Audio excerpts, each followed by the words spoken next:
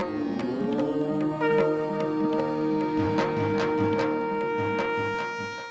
ಗುರುಭ್ಯೋ ನಮಃ. ನಮ್ಮ ಧರ್ಮ ಸಂಸ್ಕೃತಿಯಲ್ಲಿ ಪರ್ವಕಾಲಗಳಿಗೆ ವಿಶೇಷವಾದಂತಹ ಮಹತ್ವವನ್ನು ಕೊಟ್ಟು ಆ ಸಮಯದಲ್ಲಿ ಯಾವ ಆಚಾರ ವಿಚಾರ ನಿಯಮಗಳನ್ನು ನಾವು ಪಾಲನೆಯನ್ನು ಮಾಡಿದರೆ ನಮ್ಮ ಜನ್ಮ ಸಾರ್ಥಕ್ಯವನ್ನು ಪಡೆದುಕೊಳ್ಳಬಹುದು ಅನ್ನತಕ್ಕಂಥದ್ದನ್ನು ಶಾಸ್ತ್ರದಲ್ಲಿ ಹೇಳಿದ್ದಾರೆ. ಅದೇ ವಿಷಯದಲ್ಲಿ ಈ ಅಯನ ಸಂಕ್ರಾಂತಿಗಳು ಅಂದ್ರೆ ಒಂದು ವರ್ಷದಲ್ಲಿ 12 ಸಂಕ್ರಮಣಗಳು ಬರುತ್ತೆ. ಅದಕ್ಕೆ ಅಯನ ಸಂಕ್ರಾಂತಿ, ವಿಷುವ ಸಂಕ್ರಾಂತಿ, ಷಡಶೀತಿ ಮಕ ಸಂಕ್ರಾಂತಿ ಮತ್ತು ವಿಷ್ಣುಪತಿ ಸಂಕ್ರಾಂತಿ ಅನ್ನತಕ್ಕಂಥದ್ದನ್ನ ವಿಭಾಗವನ್ನ ಮಾಡಿದ್ದಾರೆ.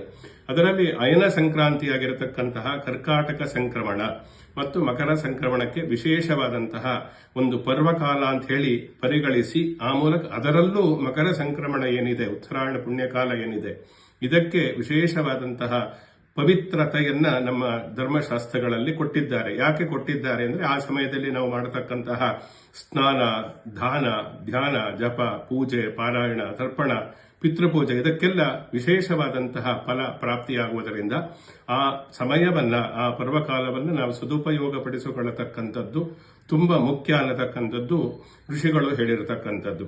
ಆ ದಿಸೆಯಲ್ಲಿ ಈ ಮಕರ ಸಂಕ್ರಮಣ ಈ ವರ್ಷದಲ್ಲಿ ಯಾವ ದಿವಸ ಆಚರಣೆಯನ್ನ ಮಾಡಬೇಕು, 14ನೇ ತಾರೀಕು ಅಥವಾ 15ನೇ ತಾರೀಕು ಅನ್ನತಕ್ಕಂತಹ ಗೊಂದಲ ಇದೆ. ಗೊಂದಲಕ್ಕೇನು ಕಾರಣ ಇಲ್ಲ, ಗೊತ್ತಿಲ್ಲದೆ ಇರುವುದರಿಂದ ಈ ರೀತಿಯಾಗಿ ಗೊಂದಲ ಉಂಟಾಗಿದೆ ಅಷ್ಟೇ.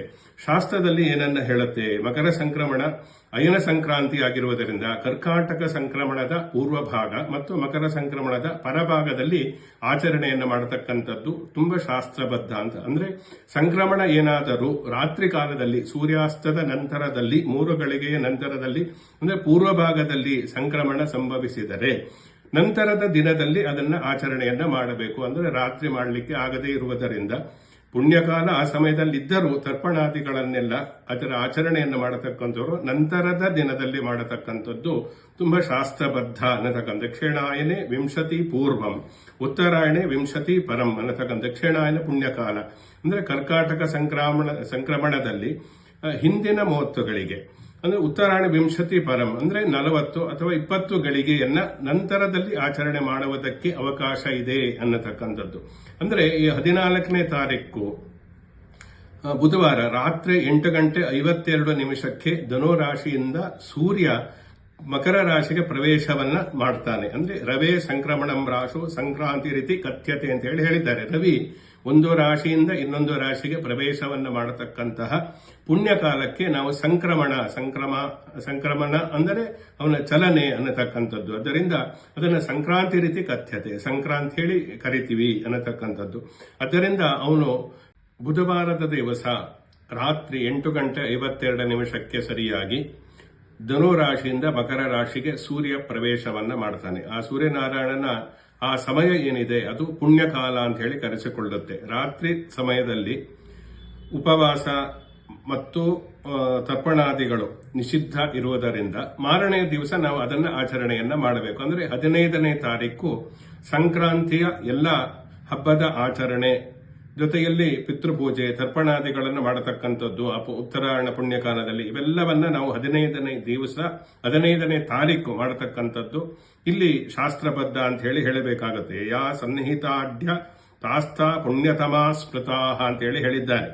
ಯಾವುದು ನಮಗೆ ಸಮೀಪದಲ್ಲಿ ಇರುತ್ತೋ ಸೂರ್ಯೋದಯದ ನಂತರ 5 ಗಳಿಗೆ ಅಂದ್ರೆ 2:23 ಮತ್ತು ಚಾಂದ್ರಮಾನದ ಪ್ರಕಾರ 12:52 ಕೂಡ ಉತ್ತರಾಯಣ ಪುಣ್ಯಕಾಲ ಇರುವುದರಿಂದ ಈ ಸಮಯದಲ್ಲಿ ನಾವು ಮಾಡತಕ್ಕಂತಹ ಸ್ನಾನ, ದಾನ, ತಪಸ್ಸು, ಜಪ, ಪೂಜೆ, ತರ್ಪಣ, ಪಿತೃಪೂಜೆ, ಶ್ರಾದ್ದ ಇವುಗಳನ್ನೆಲ್ಲ ಆ ಸಮಯದಲ್ಲಿ ಆಚರಣೆಯನ್ನ ಮಾಡತಕ್ಕಂಥದ್ದು ಸರ್ವಸಮ್ಮತವಾಗಿರತಕ್ಕಂತಹ ಶಾಸ್ತ್ರದ ವಾಕ್ಯ ಅಂತ ಹೇಳಿ ಹೇಳಬಹುದು.